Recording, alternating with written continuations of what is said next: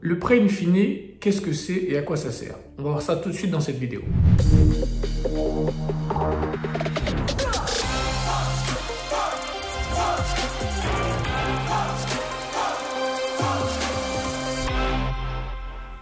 Alors bonjour, moi c'est Lionel d'ML Immobilier et sur cette chaîne on parle bien sûr d'immobilier mais pas que. On parle principalement d'opérations de marchand de biens, de grosses plus-values et d'achat-revente. Donc si notre contenu t'intéresse, n'hésite surtout pas à t'abonner à la chaîne et surtout active la cloche pour être au courant de toutes nos nouvelles vidéos. Tu vas avoir des notifications qui vont te dire la nouvelle vidéo est sortie et comme nos vidéos sont de qualité, je te conseille d'appuyer sur cette petite cloche. Alors déjà on va voir un prêt normal comment ça fonctionne et après on va voir le prêt in fine, les avantages et les inconvénients. On va prendre des chiffres simples, je ne prends pas des chiffres ultra précis, c'est pour que vous compreniez le principe. Ne venez pas me dire dans les commentaires oui, non mais non, la virgule ceci cela, non. On va prendre des chiffres vraiment pour comprendre le principe. Ce qui compte c'est le fond et pas la forme sur cette chaîne. Alors voilà que tu vas emprunter 100 000 € et que tu rembourses 500 € par mois. Alors si tu rembourses 500 € par mois sur un prêt de 20 ans, ça te fait 6 000 € par année, parce que 500 x 12 ça fait 6 000. Donc au bout de 20 ans, tu as remboursé 120 000 €. Donc en fait, tu as remboursé la banque de ces 100 000 € qu'elle t'avait prêté, plus les 20 000 €, ce qu'on appelle les intérêts. D'accord? Donc ça, c'est déjà le prêt normal. Comment la banque fait pour se rémunérer? En fait, elle récupère ces 20 000 € là. Et tous les mois, quand tu rembourses 500 € à la banque, tu ne rembourses pas que du capital. Tu rembourses une partie de capital et une partie d'intérêt. Les banques ne sont pas bêtes, elles savent que tu peux revendre ce bien. Donc au début du prêt, dans les premières années, tu vas rembourser plus d'intérêt que de capital. Pas forcément plus d'intérêt que de capital, mais ta part d'intérêt sera plus grande. Et au fur et à mesure des années, ça va baisser. Comme ça, les 20 000 € que la banque veut récupérer, elle fera le maximum pour les récupérer au début de ton prêt. Ça, c'est pour un prêt normal de base. Alors maintenant qu'on vient de voir le prêt amortissable normal que la plupart des gens font, on va voir le prêt in fine, la puissance qu'il a. Et c'est vraiment un prêt ultra puissant. Accrochez-vous bien parce que ça va être un peu long dans les explications, mais c'est pas très compliqué. Vraiment, c'est pas très compliqué. Donc là, tu veux acheter un appartement, le même bien, on va prendre exactement le même, qui coûte 100 000 €.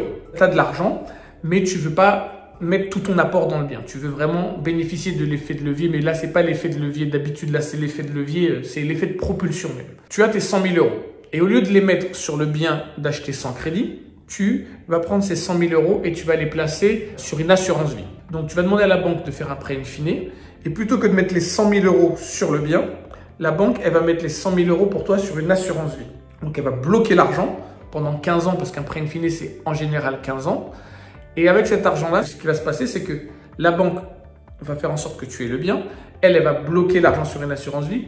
Et l'argent, les 100 000 € que tu as mis sur une assurance vie, vont travailler. Cet argent-là va travailler. Là, la puissance du truc, c'est que quand tu vas mettre ton bien en location, donc ton appartement est loué, je dis des chiffres au hasard, mais c'est pour que tu comprennes le principe. Ton appartement est loué 500 € par mois.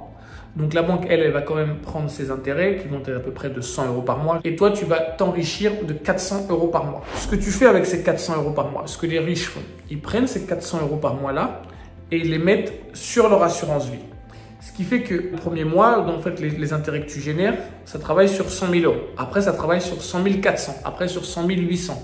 Après, sur 1 200. Et au fur et à mesure, pendant 15 ans, cet argent-là, il travaille d'une manière massive, parce qu'il prend les 400 € et il les met en abondement sur son assurance vie, ce qui fait que la somme qui travaille sur l'assurance vie est énorme, mais vraiment énorme. Et ça, c'est un truc ultra puissant. Mais c'est pas fini. Parce que nous, on est dans l'achat-revente, on n'est pas des gens de la location. Mais bon, ce genre d'opération, elle est quand même bonne, donc je vois pas pourquoi ne pas la faire. On va pas dire que c'est pas bon parce que c'est pas notre truc principal. Hein. Je veux dire, moi j'aime le foot, j'aime le PSG. Quand Barcelone met un beau but, je dis qu'il est beau quand même, on est d'accord. Mais un peu avant l'échéance du prêt, ce qu'il faut faire, c'est vendre l'appartement. C'est vendre l'appartement. Et comme je dis que l'emplacement est vraiment la chose la plus importante, un appartement que tu as acheté 100 000, 15 ans après, ou même 14 ans, parce qu'il faut essayer de le vendre peut-être un an avant, tu vas peut-être vendre le bien 140 000 €. D'accord? Donc là, avec les 100 000 €, tu peux rembourser la banque. Ça, c'est déjà ce que tu peux faire. Tu as fait une plus-value de 40 000 €. Mais les 100 000 € que tu as bloqués là au début, vu que tu as remboursé la banque avec les premiers 100 000, les 100 000 € que tu as mis et qui ont travaillé pendant 14 ans, t'imagines le pognon que ça peut te faire?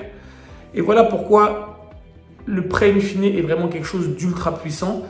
c'est pas quelque chose que tout le monde peut faire parce que forcément, il faut avoir un capital de départ. Tu peux même le faire si tu n'as pas exactement la somme. Tu peux avoir un peu moins que les 100 000 et quand même faire un prêt in fine. C'est quelque chose qui arrive, dont on ne parle pas beaucoup. Mais même si tu as une somme de 80 85 000, ça marche aussi, c'est possible. Il y a des banques qui l'acceptent. C'est un prêt ultra puissant qui est trop peu connu, je trouve, mais vraiment qui peut servir à s'enrichir d'une manière vraiment massive.